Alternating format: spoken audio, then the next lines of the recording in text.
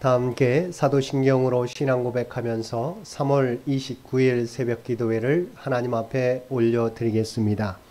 전능하사 천지를 만드신 하나님 아버지를 내가 믿사오며 그 외아들 우리 주 예수 그리스도를 믿사오니 이는 성령으로 잉태하사 동정녀 마리아에게 나시고 본디오 빌라도에게 고난을 받으사 십자가에 못 박혀 죽으시고 장사한 지 사흘 만에 죽은 자 가운데서 다시 살아나시며 하늘에 오르사 전능하신 하나님 우편에 앉아 계시다가 저리로서 산자와 죽은 자를 심판하러 오시리라.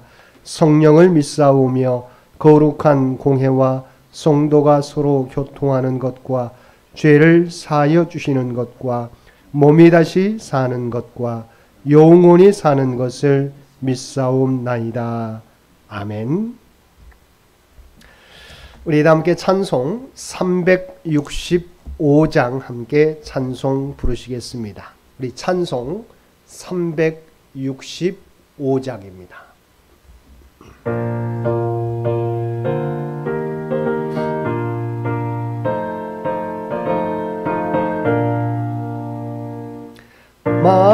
마음속에 근심 있는 사람 주 예수 앞에 아뢰어라. 슬픈 마음 있을 때라도 주 예수께 아뢰라. 주 예수 앞에 아뢰어라. 우리의 친구니 무엇이나 근심하지 말고 주 예수께 아뢰라. 눈물 나며 깊은 한숨 쉴 때 주 예수 앞에 아뢰어라. 은밀한 죄 내게 있더라도 주 예수께 아뢰라. 주 예수 앞에 아뢰어라. 주 우리의 친구니 무엇이나 근심하지 말고 주 예수께 아뢰라. 괴로움과 두려움 있을 때 주 예수 앞에 아뢰어라. 내일 일을 염려하지 말고 주 예수께 아뢰라. 주 예수 앞에 아뢰어라. 주 우리의 친구니 무엇이나 근심하지 말고 주 예수께 아뢰라. 죽음 앞에 겁을 내는 자여 주 예수 앞에 아뢰어라. 하늘나라 바라보는 자여 주 예수께 아뢰라. 예수 앞에 아뢰어라. 주 우리의 친구니 무엇이나 근심하지 말고 주 예수께 아뢰라. 오늘 우리에게 주신 하나님의 말씀 사무엘상 30장 1절에서 15절까지 말씀입니다.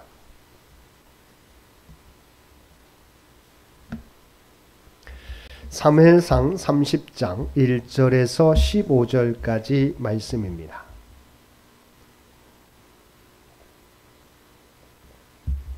우리 주신 말씀 한 절씩 교독합니다. 다윗과 그의 사람들이 사흘 만에 시글락에 이른 때에 아말렉 사람들이 이미 네겝과 시글락을 침노하였는데 그들이 시글락을 쳐서 불사르고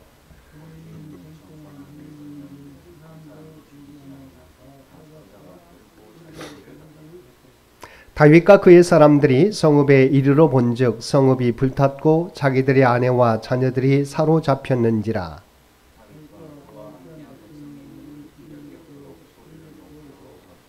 다윗의 두 아내 이스라엘 여인 아히노암과 갈멜 사람 나발의 아내였던 아비가일도 사로잡혔더라.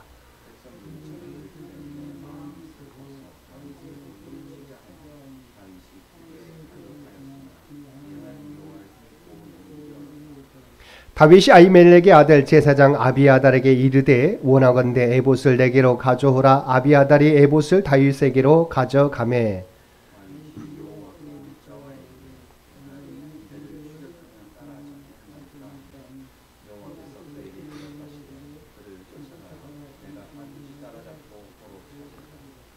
이에 다윗과 또 그와 함께한 600명이 가서 부솔 시내에 이르러 뒤떨어진 자를 거기 머물게 했으되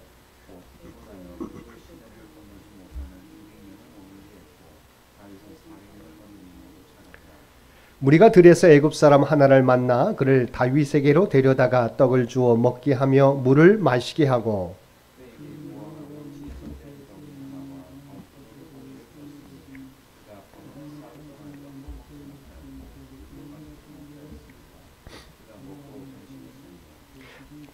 다윗이 그에게 이르되 너는 누구에게 속하였으며 어디에서 왔느냐 하니 그가 이르되 나는 애굽 소년이요 아말렉 사람의 종이더니 사흘 전에 병이 들매 주인이 나를 버렸나이다.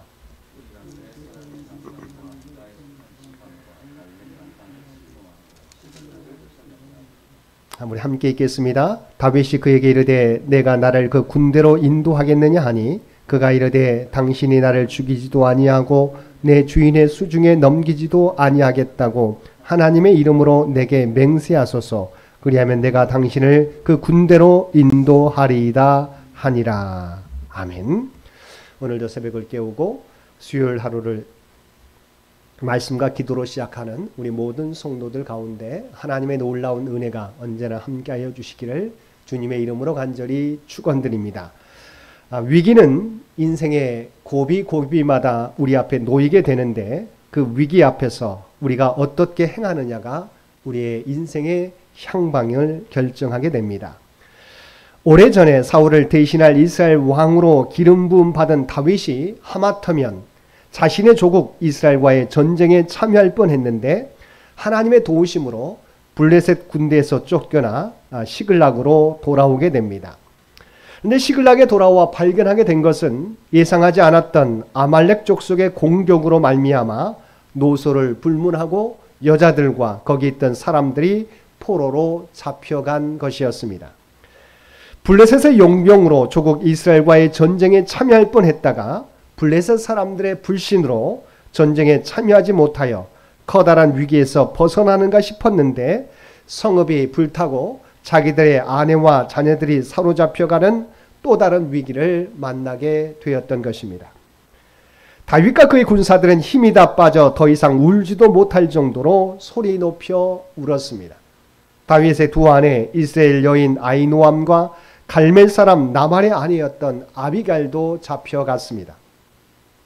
그런데 더 큰 문제는 백성들의 마음이 잡혀간 자기 자녀들로 인해 험악하게 되어 다윗을 돌로 치려고 하였다는 것입니다.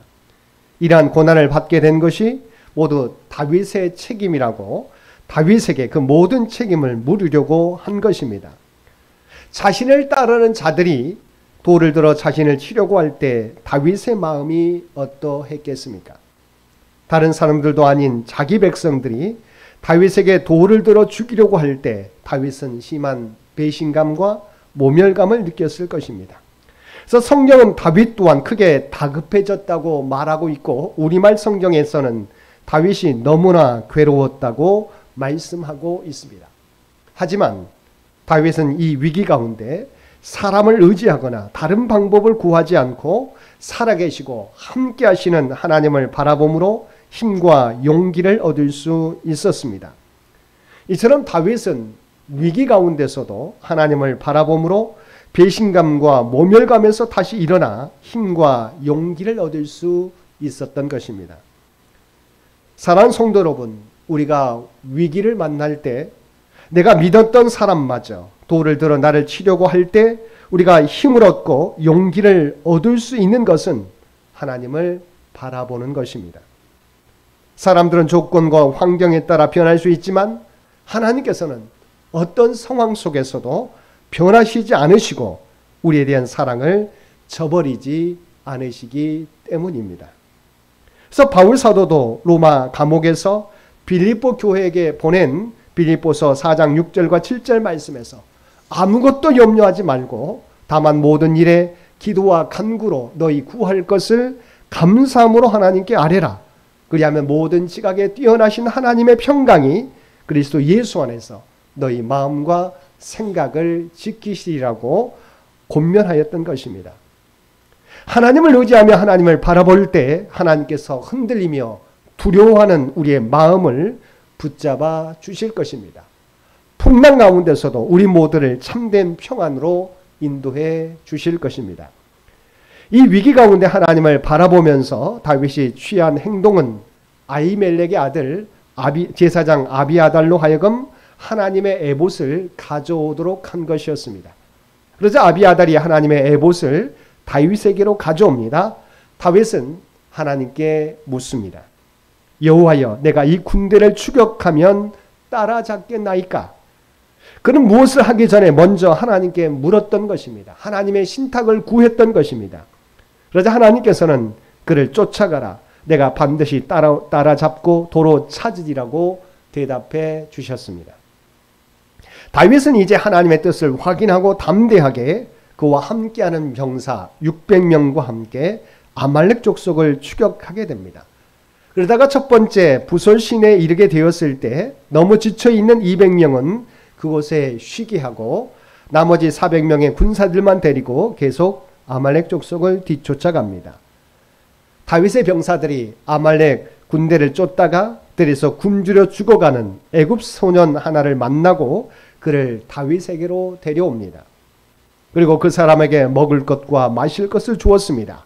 그에게 무화과 덩치에서 뗀 덩이 하나와 건포도 2송이를 주었습니다. 그가 밤낮 사흘 동안 떡도 먹지 못하였고 물도 마시지 못했기 때문입니다.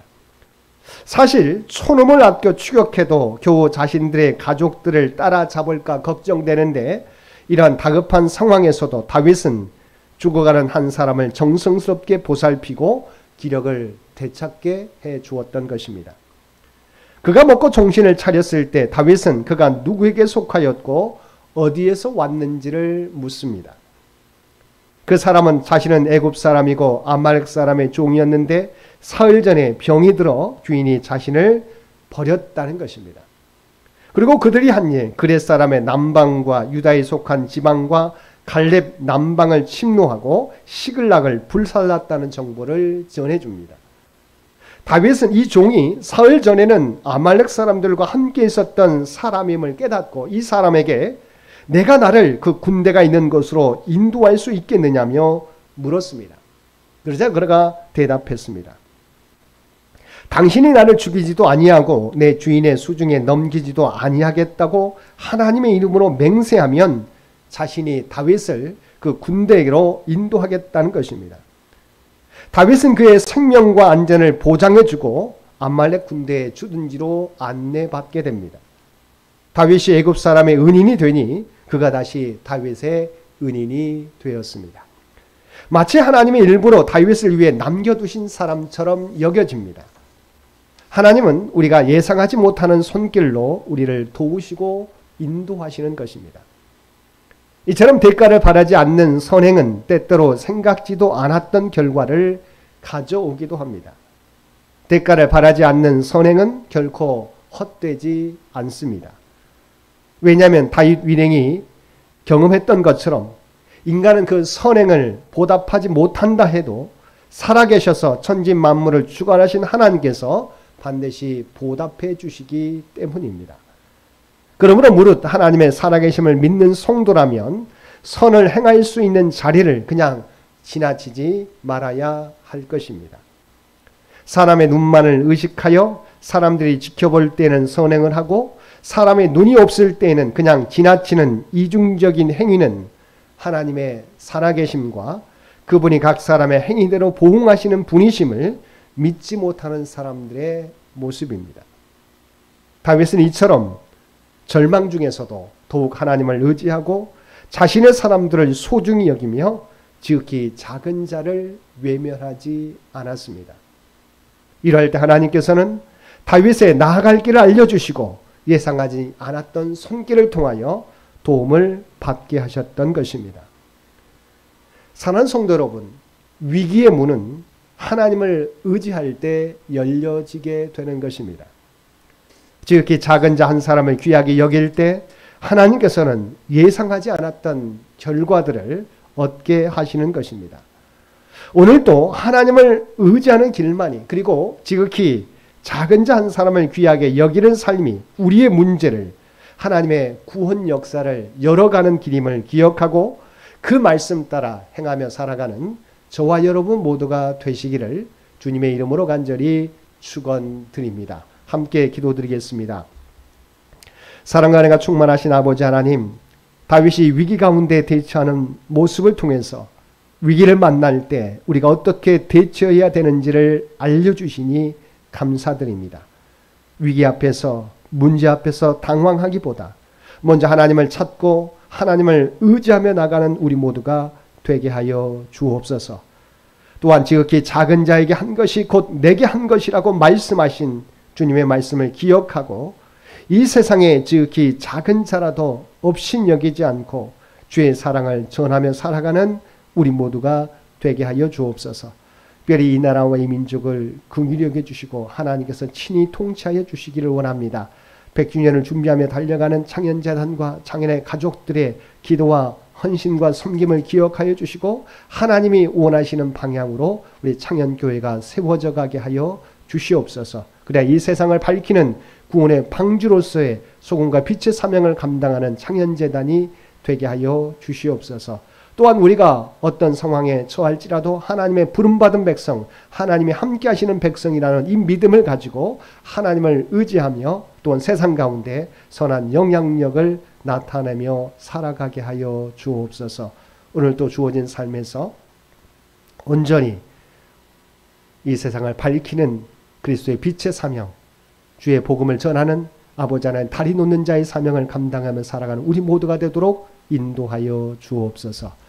이제는 우리 주 예수 그리스도의 은혜와 아버지 하나님의 극진하신 사랑하심과 성령님의 세상 끝날까지 우리와 함께 하시며 동행하시며 인도하시는 놀라운 교통의 역사가 오늘 주신 말씀을 따라 어떤 상황을 만날지라도 나와 함께 하시는 하나님을 의지하며 살아가겠노라고 결단하며 세상 가운데 나아가는 사랑 주의 백성들과 그의 가정과 산업의 터전 위에 이제로부터 영원토록 함께 주시기를 우리 주 예수님의 이름으로 간절히 축원하옵나이다.